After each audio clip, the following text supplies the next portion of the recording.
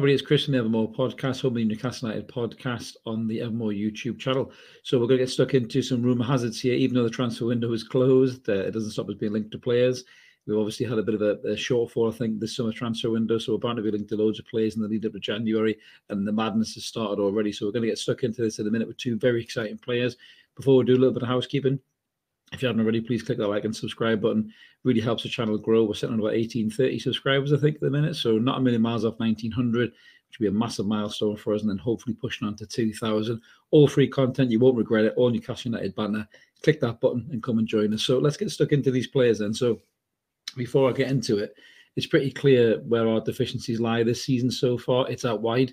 Obviously losing St. Maximin through injury is just even highlighted further that we should have upgraded in the wide positions. And it doesn't surprise me or anybody that the club might be looking to strengthen in January on this particular position. So we're going to get stuck into this player in particular, who has recently been linked to us and probably linked to everybody else in Europe as well at the moment. So I'm going to pull him up here. It's this handsome devil here. So his name is Mykhaylo Mudryk, who is a 21-year-old Ukrainian winger who plays for Shakhtar Donetsk. I did watch him up close and personal recently as he ran my dad's team Celtic ragged in the Champions League.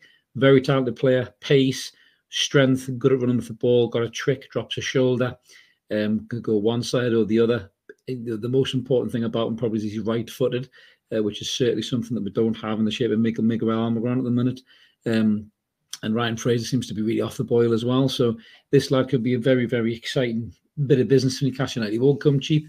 I think he's rated at €44 million from Shakhtar Donetsk. And, there's a lot of teams that are after him. I think Arsenal is sniffing around him, Liverpool is sniffing around him, Bayer Leverkusen, Ajax. So some of the biggest clubs around Europe are looking at this lad. But he very much fits the mould, I think, of that kind of particular age group of player, in the shape of what Bruno Guimaraes was, or what Sven Botman was, potentially Alexander Isak was, who was slightly higher profile, hence his kind of price tag as well. But this could be a really exciting signing for us. He's been capped 5 times for Ukraine. He's very much looked at as potentially the future for the Ukraine national team, and he just seems to get better and better. So, last season, just looking at his stats here, last season, obviously, you got to remember the Ukrainian, league was kind of cut short. But Shakhtar Donetsk last season, he played, I think, 19 times, and he got 2 goals in total. So that was 11 in the league, 2 goals, and 7 assists in the league, which was really impressive for a winger, because that's what we need. We just don't have enough assists coming in. So that shows you that the lad can definitely set up his colleagues for putting in goals, which is something that Wilson and Isak, obviously at the minute, are completely starved upon. So obviously the league was cut extremely short due to the atrocities going on in Ukraine. And so it doesn't surprise any of us that, his stats have probably not been as good as they could have been because they didn't play as much of a season. But if you think about how he started this season, already he's played 5 games, he's got 2 goals and 3 assists. So the lad is a very, very talented player. As I said, pace to burn, quick feet, got a trick or two, and he's doing it against big teams as well in big games. He's doing it against, the Celtics at Celtic Park. He's doing it against Real Madrid in the Bernabeu. So he's not phased. He looks like a very, very confident young man. He played against Scotland as well for Ukraine. I think he ran them ragged as well. Ran at Robertson as well. Really give him a torrid time. So definitely a talented footballer. Won't come cheap at all. But this just goes to show you, hopefully, that the club are looking to put right what they got wrong, really, in the summer transfer window, and that is to get a winger in the bag. We threw all of our chips in Moussa Diaby. Moussa Diaby hasn't been great for Leverkusen, I don't think, this season so far. Potentially, he's been a bit distracted. But, a lot of players do that. They shine bright one season and they struggle the next. Isak did it with Real Sociedad as well. Doesn't mean he's a bad player. So you never know. The club might go back in for Moussa Diaby as well, and potentially might get him for a lower price, like we did with Isak. So definitely be one to watch. I think we'll be having a lot more videos like this about right wingers going forward to the window opening up in January. But there is another player we want to talk about. Quite funny, actually, this one. So, I say funny. It's not been great for him because it's not particularly worked out for him, being such an expensive move as well to such a big club. So, I'm going to get right into it. So the player I'm talking about is Jack Grealish. So, Jack Grealish is, before I get into any of it, is a very, very talented footballer. There's no question about that. Obviously, at Aston Villa, he excelled. He was the fulcrum of that team. Very much, I suppose what ASM can be to us in that regard. Everything went through Jack Grealish. Aston Villa, probably rightly so, was looked at by some of the biggest clubs around the, in terms of the Premier League, and Manchester City, dropped £100 million on him, which I still don't get, because they probably needed Kane more at that particular time. But if you look at what they've done, they knew they were going to get Haaland for, nearly half the price of Harry Kane, or, certainly less than half of what Daniel Levy was asking. So that just seems to be the best bit of business ever, to be honest with you. But obviously, Grealish has gone to City for £100 million. He's not quite worked out for him, as you can see from his particular stats there. But, there's two ways to look at this. You can look at the stats, and then you look at what he was like at Aston Villa.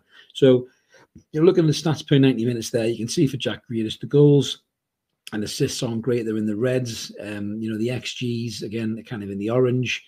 The kind of shot creation chances, though, are really high, 93 percentile. It's pass completion, 97 percentile. His key passing as well is high, 89 percentile. And his dribble completions are 79 percentile. We already saw some of the initial link-ups that he would provide for Haaland in pre-season. I think in that first game against West Ham, I think he was the one who created Haaland's first goal. So Grealish does have a lot of talent. He's 27 years old, obviously England international. And the reason that we're pulling this up really is because the story is doing the rounds that he's already told, kind of people close to him, that he doesn't expect to be at Manchester City next summer. And his agent are already looking for alternatives. So I don't know whether that'll be a move back to Villa on loan, possibly, or maybe Jack Grealish might be interested in joining the project that is Newcastle United. But you'll have competition for that particular space. Apparently James Maddison, is a player that we were really close to signing this summer, and we could be going back in for in January. Personally, I'd rather have Maddison. I think he offers more in terms of a goal threat than Jack Grealish does. But listen, Jack Grealish is a fantastic player. We won't pay him what he's on at City. And we certainly won't pay £100 million for him. I don't think many other clubs would be, but just some of the key strengths Mark's highlighted down the side. You can see, his passing, his ball retention, his key passing and dribbling are clear. Defensively, he's not very good. He doesn't track back a lot, unlike Mykhaylo Mudryk, the guy slagged off and he had a few beers on him. But you can see his comparison chart there next to the maximum. In terms of his goal creation chances and his kind of shot creation chances and passes, he definitely outranks Maxi in that regard. But in terms of goals and assists and XGs, shots on target, Maxi edges it.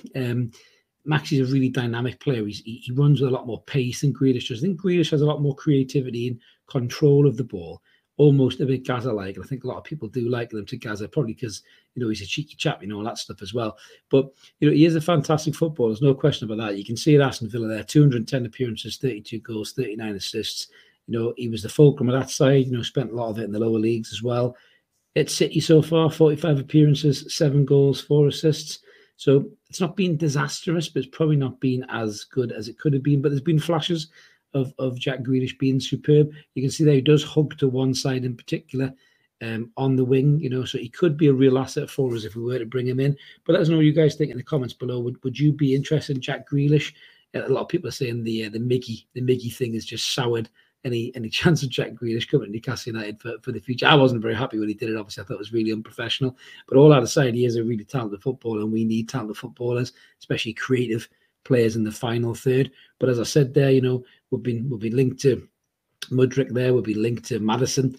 If Grealish is another name thrown in the mix, the club need to start looking at their list early, and they really can't just put all their chips on one or two choices. This is exactly why we got caught short in the summer, and while we're stuck with Ryan Fraser and Miguel Almiron playing out wide, we're offering very little apart from just running around and putting balls in that strikers can't get. So the club need to sort this out in the January window, and it's good to see that the rumour mill's already running.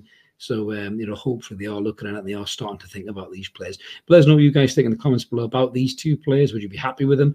Again, would you be happy with Mudryk? Would you be happy with Grealish? Or would you just say, hell no, he slagged off Miggy, he's dead to you?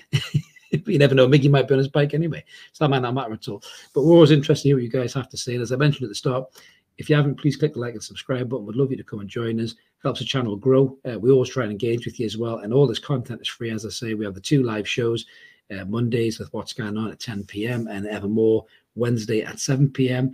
Where we love to engage with you guys in the comments as well and just talk all things Newcastle United. So this is Chris signing off. Let's keep supporting that team of Core United. We'll be back, I'm sure, with another transfer rumour video soon as they start to heat up, getting close to January. Have a good one. See you later.